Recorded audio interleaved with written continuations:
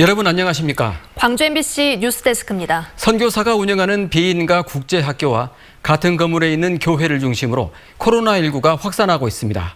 학생과 선교사, 교인들이 20명 넘게 확진됐고 교회 신자가 운영하는 어린이집에서도 교사와 아이들이 감염됐습니다. 이들과 접촉한 300여 명이 자가격리 중인 것으로 알려져 추가 확산이 우려됩니다. 이계상 기자가 보도합니다. 빈내리 교회와 광주 TCS 에이스 국제학교가 있는 건물에서 코로나19 확진자가 연이어 나오고 있습니다. 현재까지 23명이 이곳에서 확진됐습니다. 방역당국에 따르면 국제학교에 등록된 학생 10명과 선교사 5명, 빈내리 교회 교인 8명 등이 양성 판정을 받고 전담병원으로 이송됐습니다. 학생 가운데 2명은 코로나 검사를 받고 결과를 기다리는 중이고 확진된 학생들과 함께 3층 기숙형 공간에서 생활한 것으로 파악됐습니다. 대부분 학생들이 수업과 숙식을 함께 했고 또 3층에 있는 방이 지금 3-4개 정도, 4개 있었는데 여러 명이 3-4명씩 함께 잤기 때문에 누가 어떤 경로를 통해서 최초로 감염됐는지는 아직까지 확인되지 않았고 건물을 드나들거나 접촉한 인원에 대한 코로나 검사에서는 다행히 추가 확진자가 나오진 않았습니다. 문제는 빈내리 교회 교인 가운데 확진된 2명이 어린이집이나 유치원의 원장이라는 점입니다. 교회 바로 옆 어린이집에서는 원생과 교사 등 300여 명에 대한 검사가 진행돼 추가 확진자가 나오진 않았지만 다른 어린이집에서는 이른바 N차 감염이 발생해 교사 2명이 확진 판정을 받았고 어린 원생 2명도 코로나에 감염됐습니다. 현재 광주 TCS 국제학교와 관련된 접촉자 300여 명이 자가격리 중인데다 확진자의 동선이 추가로 드러날 경우 또다시 집단 연쇄 감염에 뇌관이 될 가능성이 커졌습니다. MBC 뉴스 이계상입니다. 광주 TCS 국제학교는 130여 명이 감염된 대전의 국제학교처럼 IM 선교회가 운영하는 수십 개 국제학교 가운데 하나입니다. 누가 다니고 있었고 어떤 식으로 운영돼 왔는지 이다현 기자가 취재했습니다. 이번에 광주에서 문제가 된 곳은 TCS 에이스 국제학교, IM 선교회가 운영하는 비인가 기숙형 대안학교입니다. IM 선교회는 전국 각지에 여러 지부와 국제학교를 프랜차이즈 방식으로 운영하고 있는데 교육 과정이 여러 가지입니다. 학교가 지금 24개고 이제 3월 달에 하면 지금 50개가 됩니다. 그래서 250개가 아니라 50개가 되는 이 국제학교, 방과후학교로 이번에 광주에서 문제가 된 TCS 교육과정은 11살에서 15살 학생이 중심입니다. 16살에서 18살 학생 중심의 교육과정은 IEM으로 부르는데 최근 대전에서 집단 감염이 발생한 곳이 IEM 국제학교입니다. TCS 에이스 국제학교 관계자에 따르면 학교 측은 미국 교과서와 미국 학제에 따라 학생들을 교육하고 졸업 후엔 유학을 갈 수 있도록 돕고 있습니다. 대안학교인 만큼 일부 학생들은 아예 자퇴를 하고 이곳 국제학교를 다니고 있고 지난 17일부터는 같은 건물 3층에서 한 방에 서너 명씩 짝을 이뤄 함께 기숙생활을 해온 것으로 전해졌습니다. 방역당국은 IM 선교회 관련 시설이 광주에 4곳 있는 것으로 파악하고 상호 교류나 접촉 여부를 확인하고 있습니다.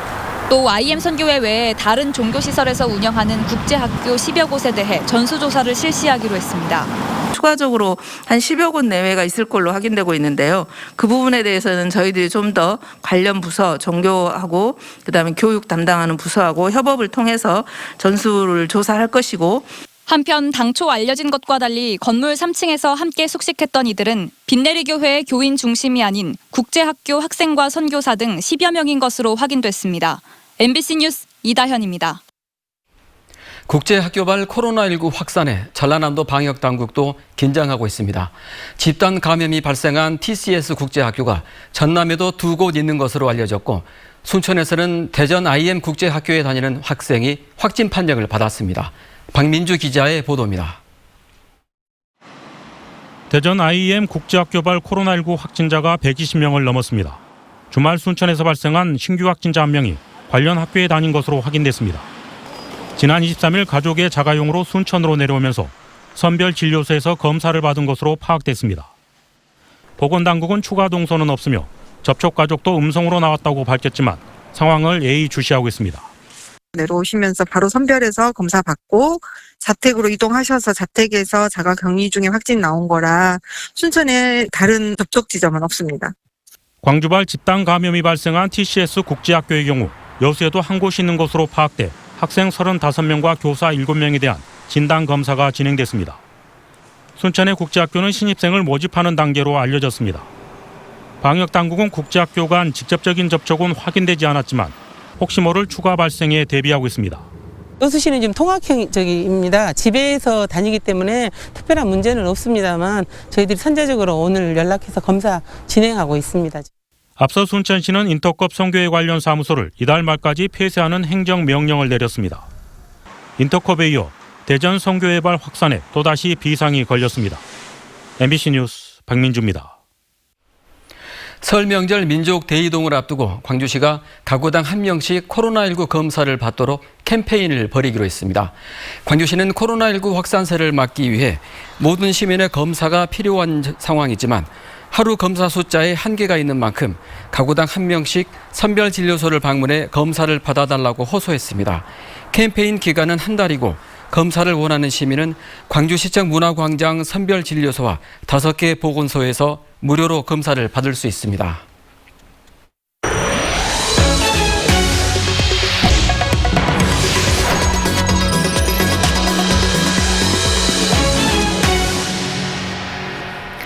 올해부터 신차 생산을 준비 중인 광주 글로벌 모터스에서 노동자가 추락해 숨졌습니다.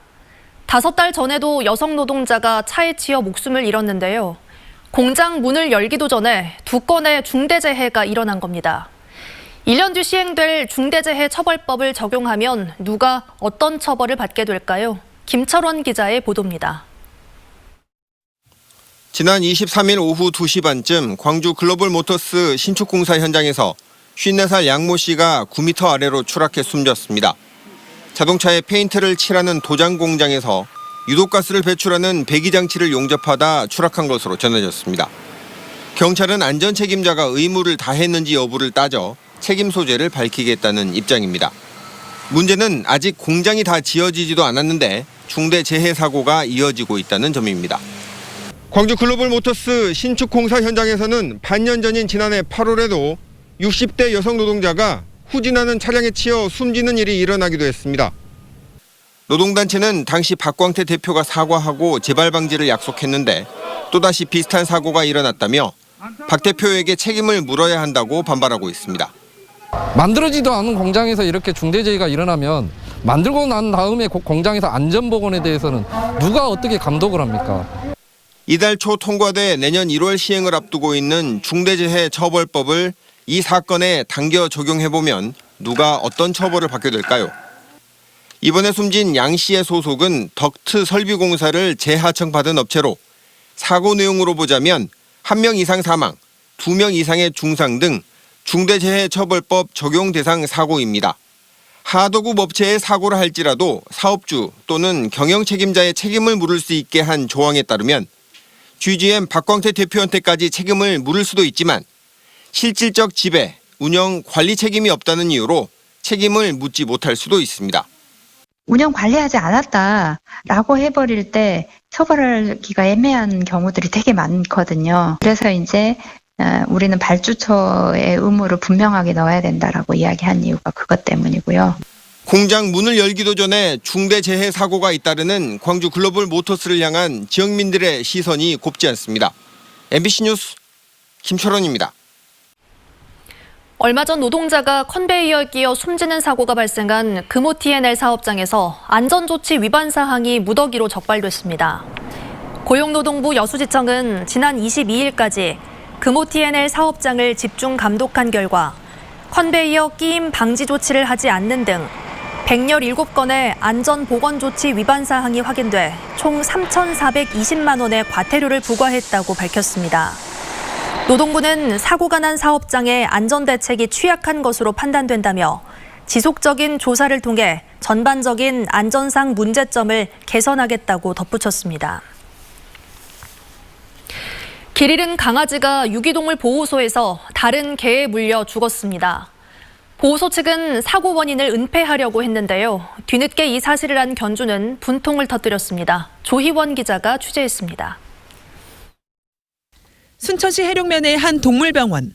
전직 직원인 A씨는 최근 병원 원장이 불법 의료기구와 약물을 사용하는가 하면 유기견을 고통사시키고 수천만 원의 안락사 보조금도 횡령했다고 폭로했습니다.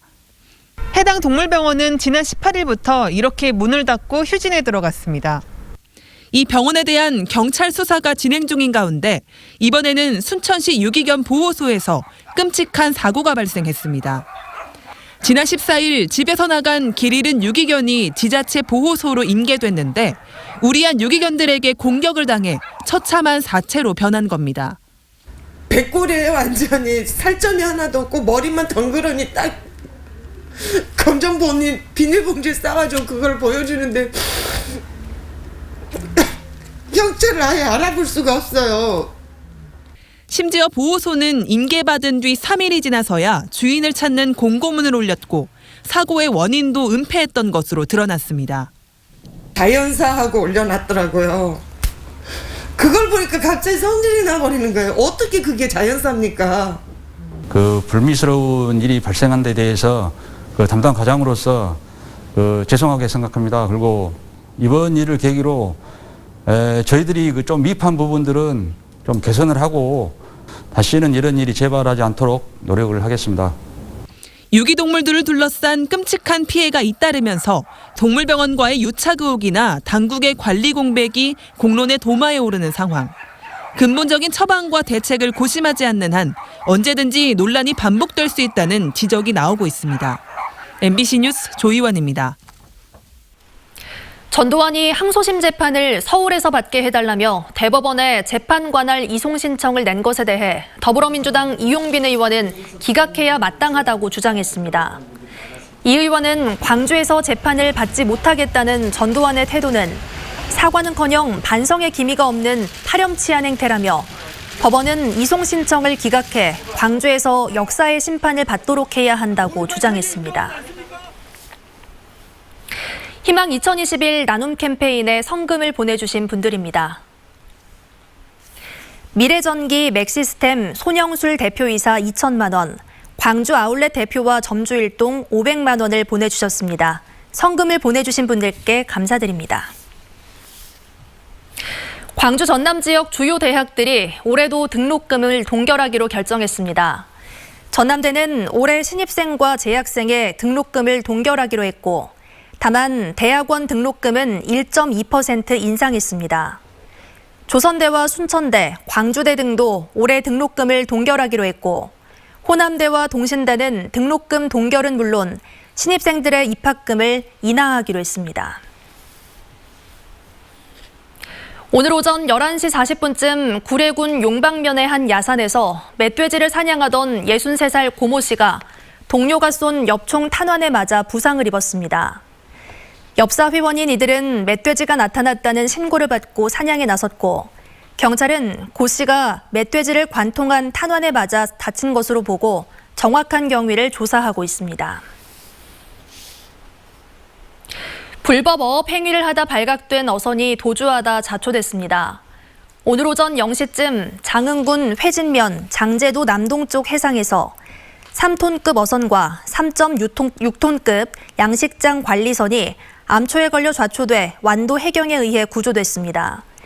해경은 심야 시간 여수해역에서 해삼을 불법으로 채취하던 어선이 양식장 관리선 등에 발각돼 추격전을 벌이는 과정에서 사고가 난 것으로 보고 정확한 경위를 조사하고 있습니다.